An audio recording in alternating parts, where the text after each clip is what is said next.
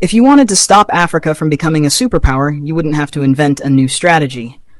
The blueprint has already been written, tested, and perfected over centuries. You'd start by making sure Africa never unites. The easiest way to do that is by keeping people divided along ethnic, tribal, and religious lines. If they ever start working together, remind them of past grievances. Stoke old wounds. Fund separatist movements. Keep border disputes unresolved. Make sure every time they take one step forward, they take 2 steps back because they're too busy fighting each other. You'd install leaders who serve foreign interests, not their people. Find the most corrupt, the most easily manipulated, the ones who crave wealth and status more than progress.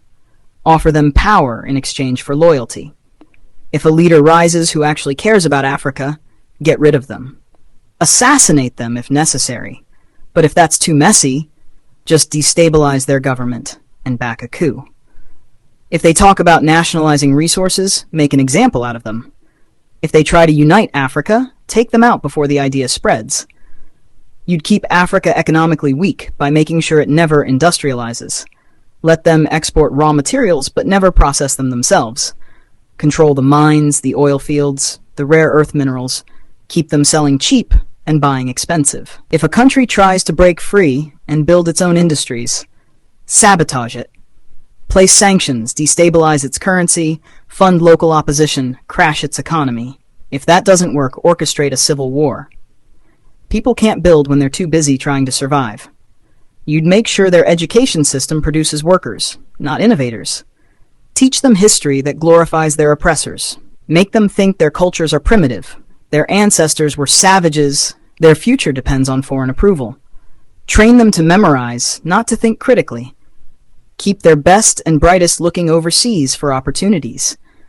Make them dream of escaping Africa rather than fixing it. Offer scholarships that take their top minds to the West and never encourage them to return.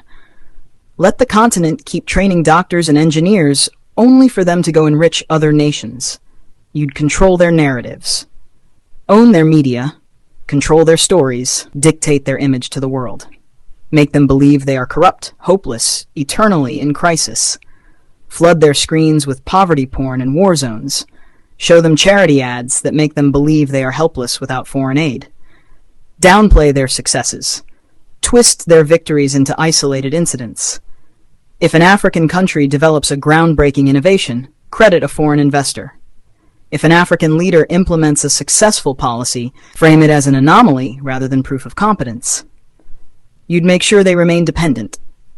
Drown them in debt. Offer loans with impossible conditions. Force them to privatize everything so foreign corporations own their water, their electricity, their land.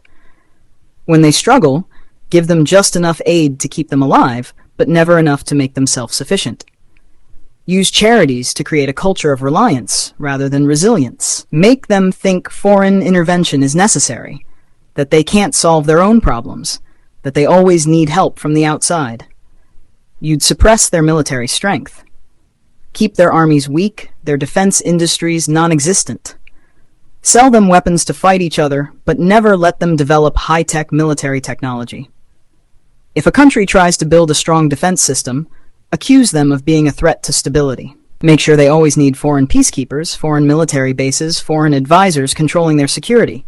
Keep them vulnerable to invasion, coups, and foreign interference. The formula is simple. Divide, corrupt, exploit, miseducate, control. Keep them fighting each other. Keep them looking outside for solutions. Keep them poor, dependent, insecure. Make sure every attempt to break free is met with resistance so strong that the next generation thinks twice before trying again. This isn't a theory. It's history. The real question isn't how to stop Africa from becoming a superpower. It's how Africa can break the cycle despite every effort to keep it down.